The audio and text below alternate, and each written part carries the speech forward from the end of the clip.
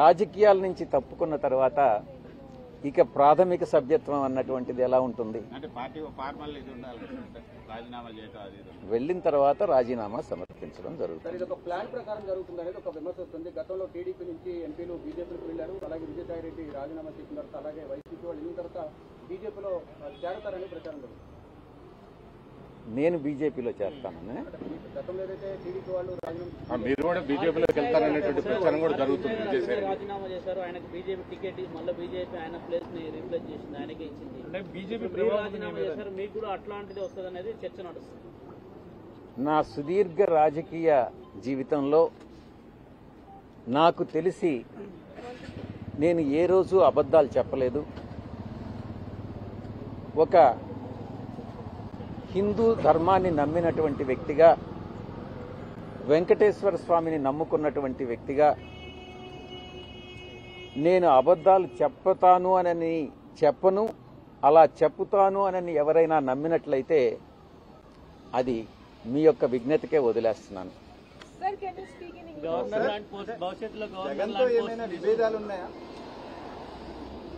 నేను ఇప్పుడే చెప్పాను కదా, జగన్ గారు ఈ రోజు కాదు 4 దశాబ్దాలుగా 3 తరాలుగా రాజారెడ్డి గారి దగ్గర నుంచి, రాజశేఖర రెడ్డి గారి నుంచి ఈరోజు జగన్మోహన్ రెడ్డి గారి వరకు 3 తరాలుగా ఆ కుటుంబంతో సన్నిహిత సంబంధాలు ఉన్నటువంటి వ్యక్తిగా నేను ఒక్కటే చెప్తా ఉన్నాను.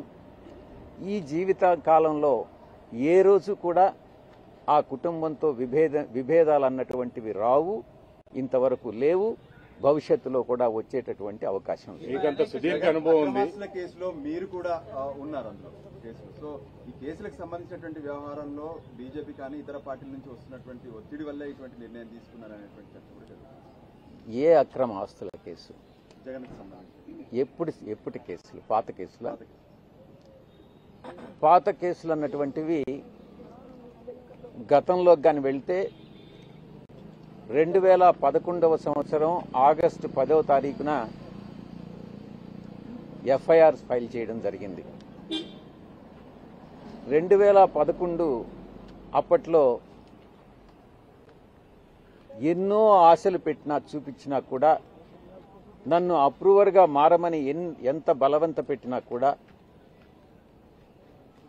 దైవాన్ని నమ్ముకున్నటువంటి ఒక వ్యక్తిగా, ఆ కుటుంబానికి సన్నిహిత సంబంధాలు కలిగినటువంటి వ్యక్తిగా నేను అప్రూవర్ కావడానికి నిరాకరించాను.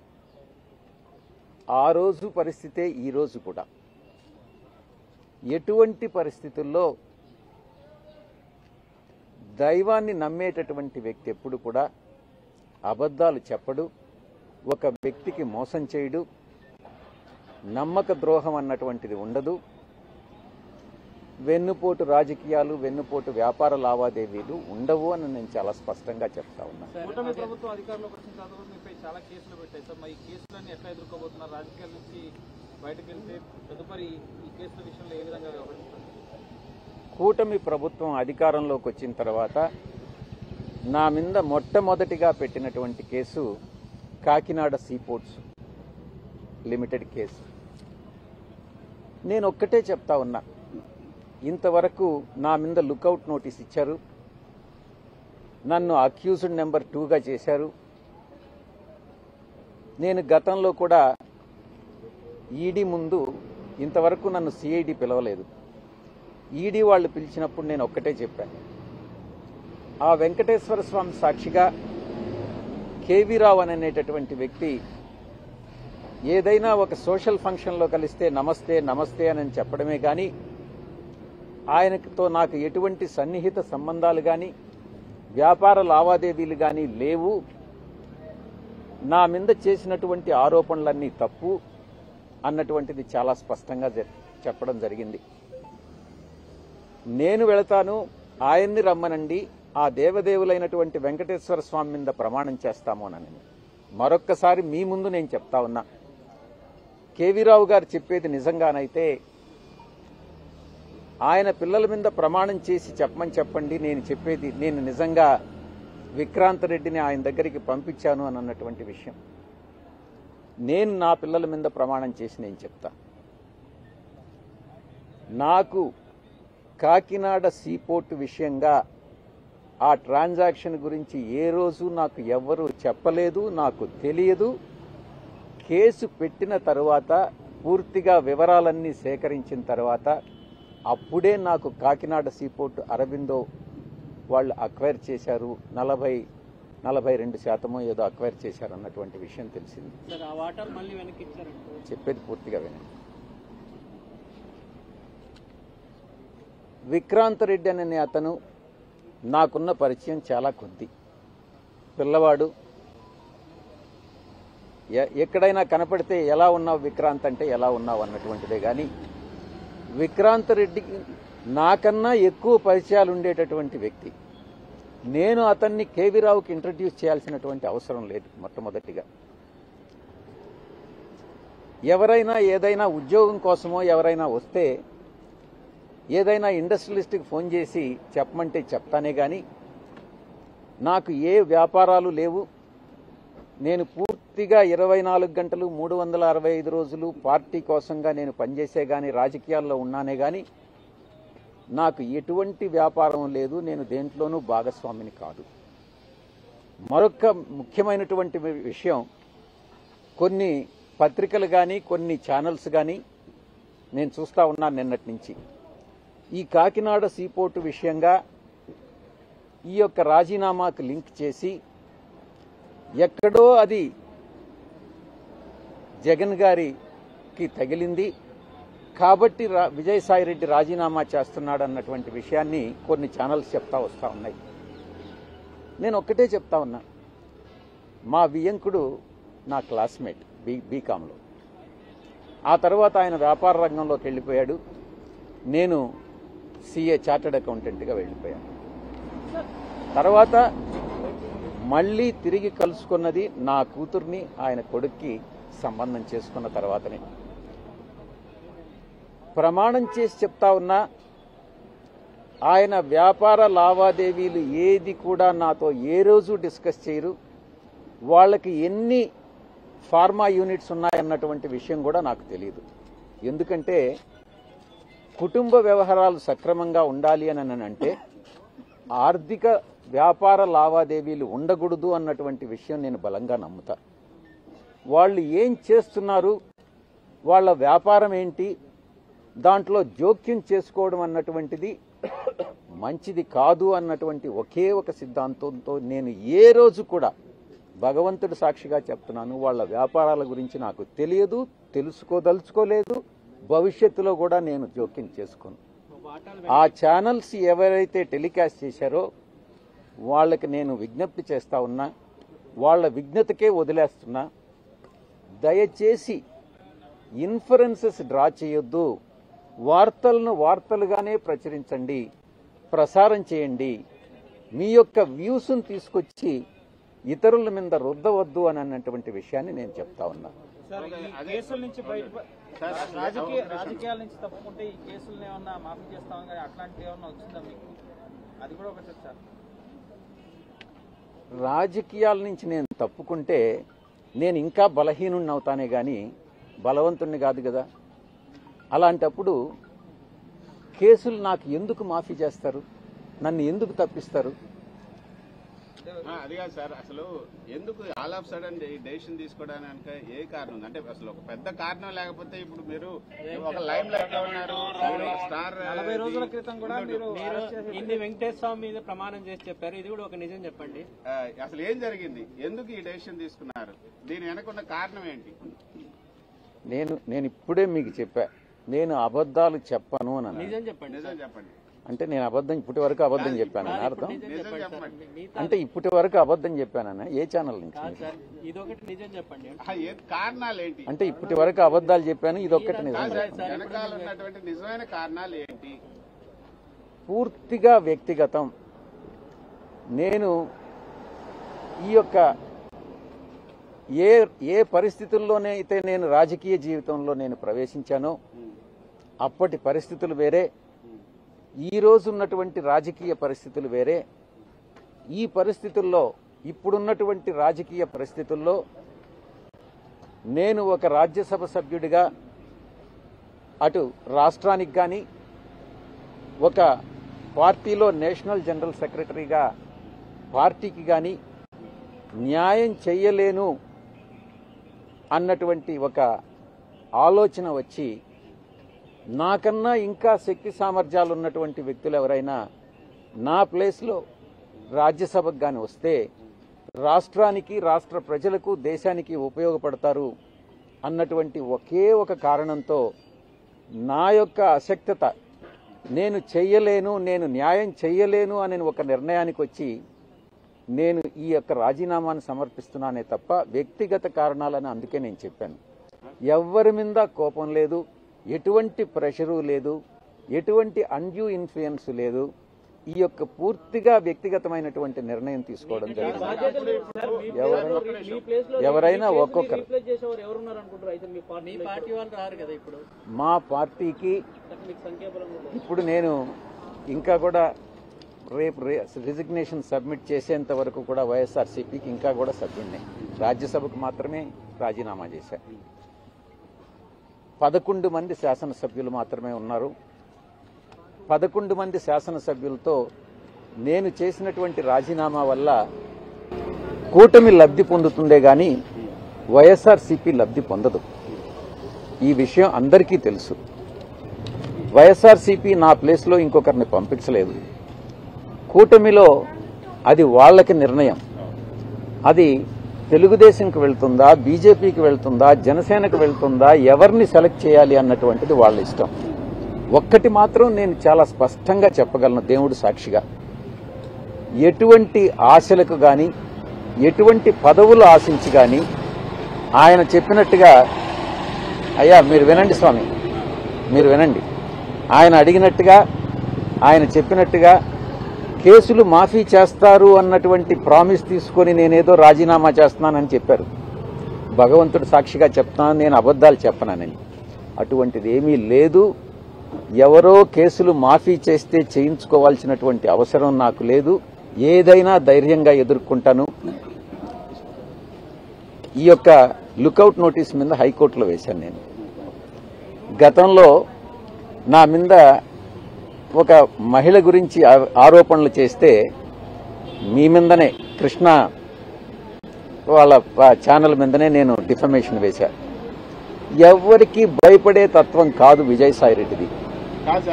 భయం అన్నటువంటిది ఈ యొక్క ఒంట్లో ఎక్కడ ఏ అణువులో కూడా లేదు అన్నటువంటి విషయాన్ని చాలా స్పష్టంగా చెప్తా ఉన్నా. నేను ఒక్కటే చెప్తా ఉన్నా, కొన్ని పత్రికలకి వాళ్ళు చేసేటటువంటివి మాత్రమే కరెక్టు, మిగతా వాళ్ళు చేసేవన్నీ తప్పులుగానే కనపడతా ఉంటాయి. ఈ దృక్పథం మంచిది కాదు.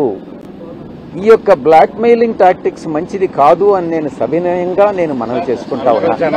అప్పుడు పరిస్థితులు వేరుగా ఉన్నాయి, ఇప్పుడు పరిస్థితులు వేరుగా ఉన్నాయి. మీరు రాజకీయాల్లోకి వచ్చినప్పుడు పరిస్థితులు వేరుగా ఉన్నాయి, ఇప్పుడు వేరుగా ఉన్నాయి అన్నారు కదా. కానీ అప్పుడు కూడా ఇదే విధంగా మీరు ప్రతిపక్షంలో ఉన్నారు. అప్పుడు మొదటి రాజ్యసభ సభ్యులు మీరు మీ పార్టీ నుంచి. అప్పుడు పరిస్థితులు ఏమి వ్యతిరేకం, అప్పుడు ప్రతిపక్ష పార్టీగానే ఉండింది, ఇప్పుడు ప్రతిపక్ష పార్టీగానే ఉండింది. కానీ ఎందుకు మీ ప్రశ్న ఏందో చెప్పండి.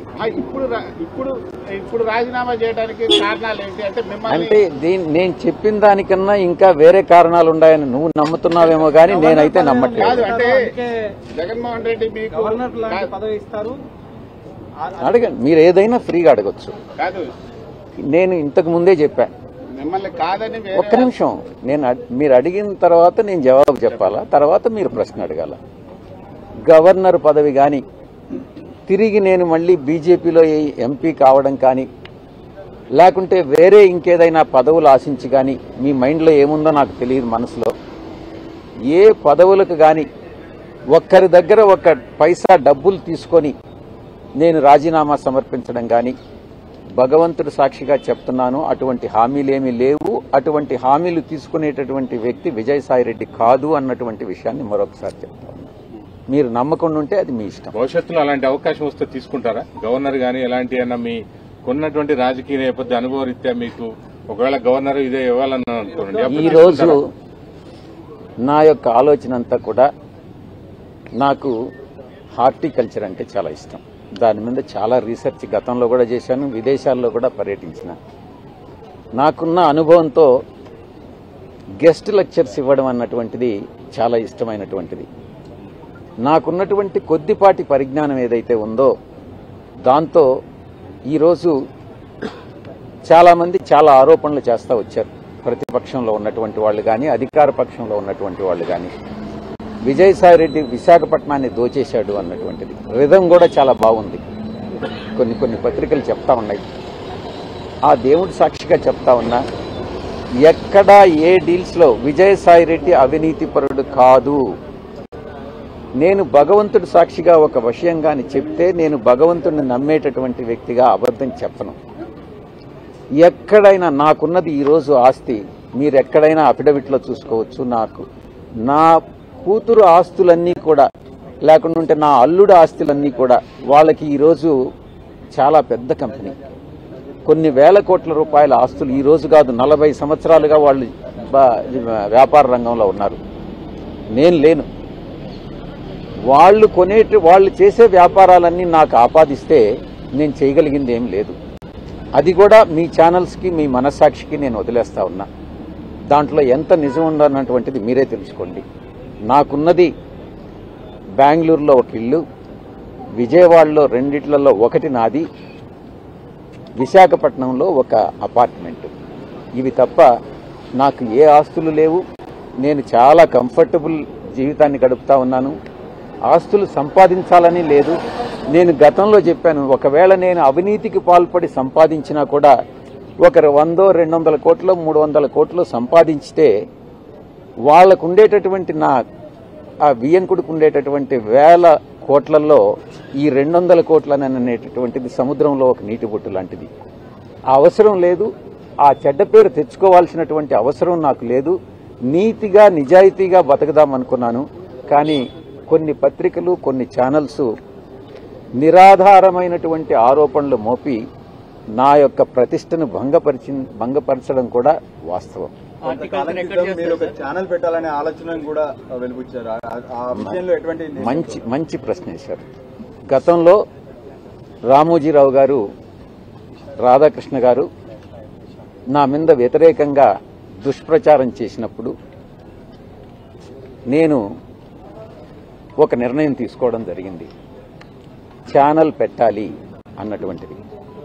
ఈరోజు మారిన రాజకీయ పరిస్థితుల్లో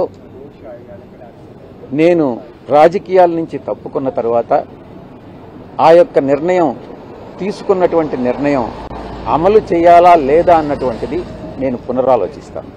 ఈ రోజు నేను దానికి సమాధానం చెప్పలేనటువంటి పరిస్థితి. సార్ మీ పైన రెండోసారి నమ్మకం పెట్టి మీకు రాజ్యసభ ఇచ్చారు కదా, మీరు జగన్ ఫోన్ చేసి చెప్పామన్నారు. ఏమన్నారు సార్? వద్దని చెప్పలేదా?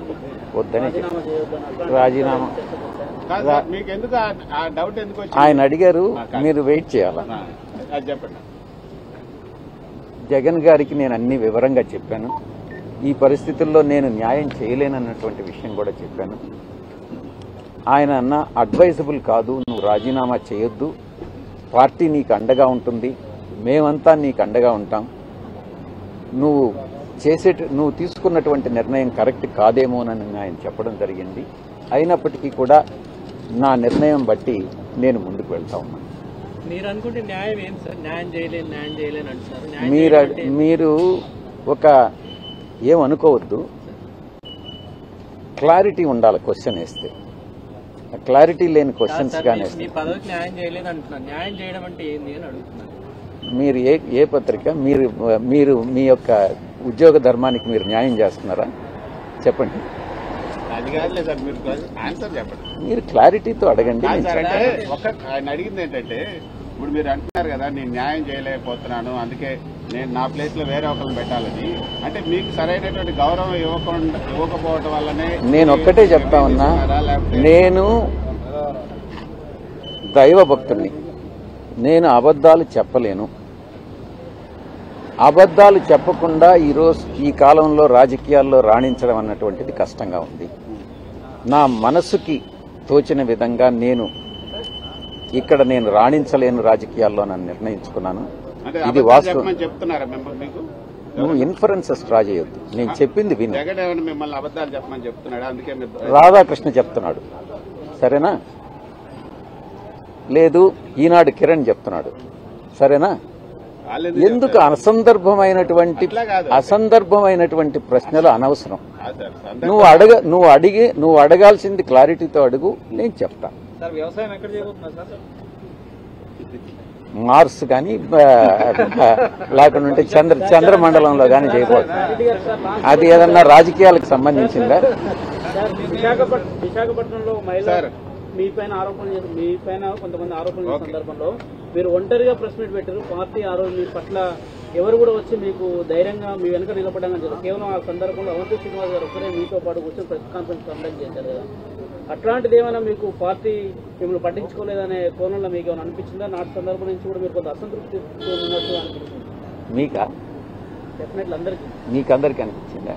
సోషల్ మీడియాలో ఇప్పుడు మీరు రాజీనామా చేసినట్టే సజ్జల ఉన్నాడు, సజ్జల చేయబట్టే విజయసాయి రెడ్డి రాజీనామా చేశారని పెద్ద ఎత్తున ఏది మళ్ళీ చెప్పండి. సోషల్ మీడియాలో కూడా మళ్ళీ విజయసాయి రెడ్డి ప్రాతినిధ్యం ఎవ్వరూ తగ్గించలేరు, ఏ ఒక్కరూ తగ్గించలేరు. నా కెపాసిటీస్ నాకుంటాయి. కానీ నువ్వేనా తగ్గించగలవా? రాధాకృష్ణ అన్నా తగ్గించగలడా? తగ్గించలేడు కదా. నా కెపాసిటీ నా సామర్థ్యం ఏందనేది నాకు తెలుస్తుంది. దాన్ని కృష్ణ అంచనా వేయలేడు, ఇంకొకరు అంచనా వేయలేడు. నా దృష్టిలో నేను న్యాయం చేయగలిగితే నేను చేస్తానని చెప్తాను, లేకుంటే నేను చేయలేనని చెప్తాను. ఈ సందర్భంలో ఇప్పుడు నేను చెప్పినటువంటి అన్ని వాస్తవాలు. ఈయన అడిగినట్టుగా ఇప్పుడు నిజం చెప్పు అని అంటున్నాడు కదా, ఇవన్నీ కూడా నిజాలే. ఎప్పుడూ అబద్ధం చెప్పలేదు, గతంలో కూడా అబద్ధం చెప్పలేదు. ఒకటి క్లారిటీగా అడుగుతాను చెప్పండి. ఇప్పటి వరకు క్లారిటీతో అడగలేదా? అట్లా అంటే మళ్ళీ ఇప్పటి వరకు మీరు చెప్పిన ఏదైనా కూడా ఒకటి క్లారిటీ. సాక్షిలో రాసింది పార్టీ శ్రేణులు ఆగ్రహాన్ని వ్యక్తం చేస్తున్నాయి. మీ నిర్ణయం వల్ల కూటమికి అనుకూలంగా, కూటమికి లాభం చేకూర్చేలాగా మీరు నిర్ణయం తీసుకున్నారు.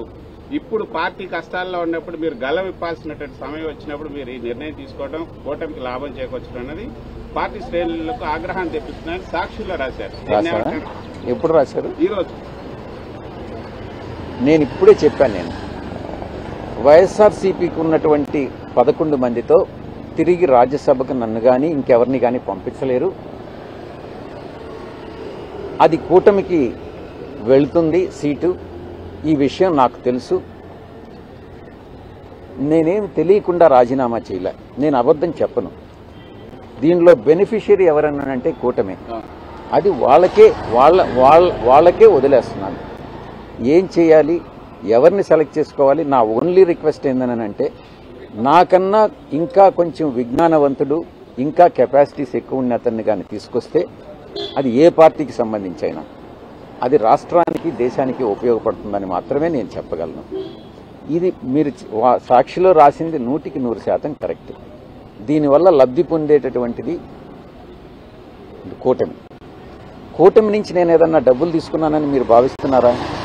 చెప్పండి. అదైనా కూడా నిర్ణయం ఎందుకు తీసుకున్నారంటే మీరు ప్రత్యర్థిగా సార్, కూటమి అనేది మీ ప్రత్యర్థి పార్టీ, దానికి ఎందుకు లాభం? నేను ఒకటే చెప్పాను నా ట్వీట్లో, జగన్ గారు నా శ్రేయోభిలాషి. ఆ కుటుంబంతో నాకు 4 దశాబ్దాల సంబంధం ఉంది. చంద్రబాబు నాయుడు గారిని రాజకీయంగా నేను వ్యతిరేకించా.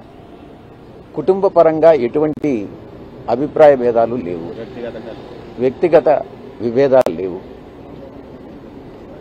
పవన్ కళ్యాణ్ గారితో నాకు చిరకాల స్నేహం ఉంది. ఈ రోజు కాదు, చెన్నై రోజుల నుంచి ఉంది. ఇక ప్రత్యర్థి అంటున్నారు. దేంట్లో ప్రత్యర్థి?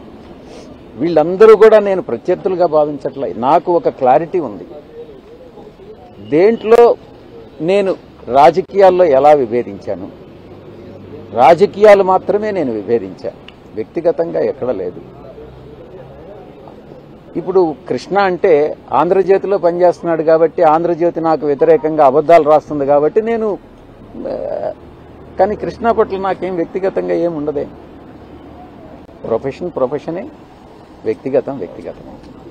సార్ 9 ఏళ్ళు ఎంపీగా ఉన్నారు, సుదీర్ఘ రాజకీయ అనుభవం ఉంది, సంతృప్తిగా ఉందని ఈ రాజకీయం చేసి ఇప్పుడు ఏం బాధ లేదా? ఈ రాజకీయాలు తప్ప ఇప్పుడు నేను మీ ముందేదన్నా కళ్ళనీళ్ళు పెట్టుకున్నానా? నేను రాజీనామా సమర్పించి బయట వచ్చాను.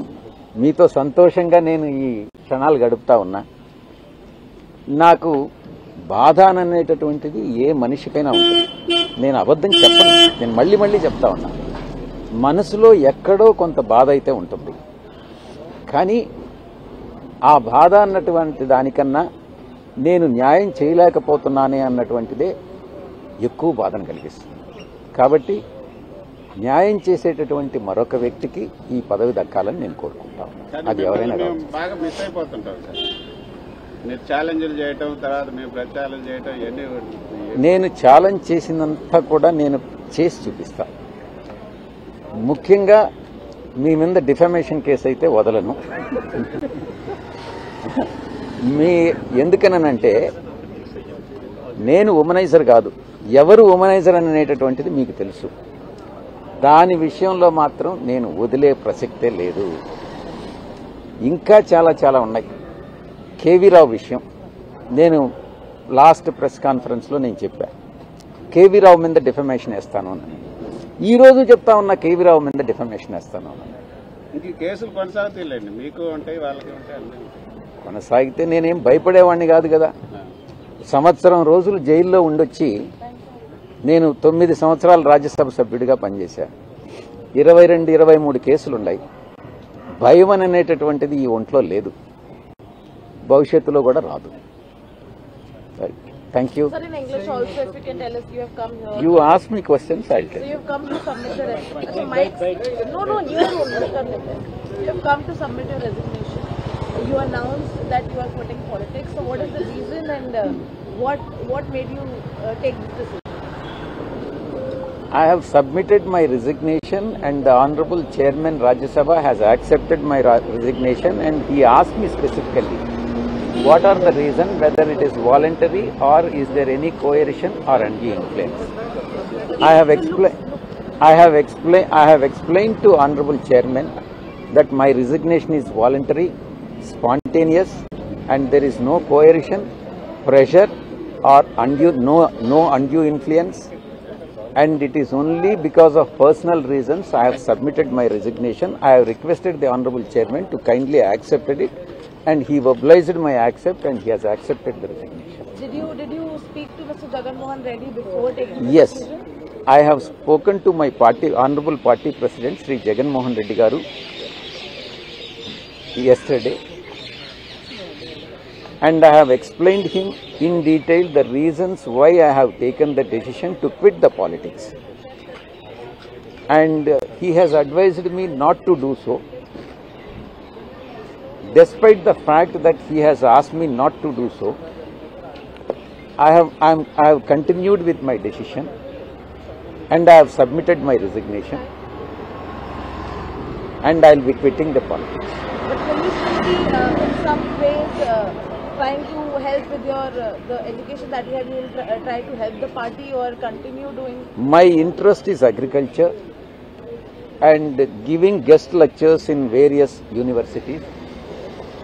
And with the limited knowledge what I have in different fields, because I am a chartered accountant by profession, and I worked for the capital markets, and at one time I was also member of National Stock Exchange. I wrote the exam and I passed the interview.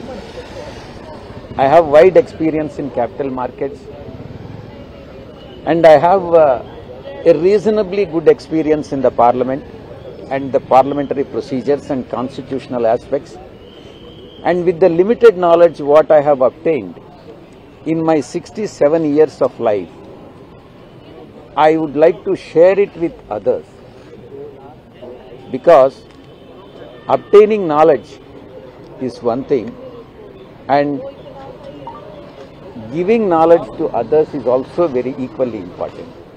Therefore, I'll try to spend my time in imparting the knowledge what I have to the other students and others. But so you could have waited for your tenure to get over. Why this decision so abruptly, like not anyone knowing? See, I have already explained to you that on account of the personal reason, I have submitted my resignation. I have sincerely felt that I am not in a position to do justice to the job what has been given to me by my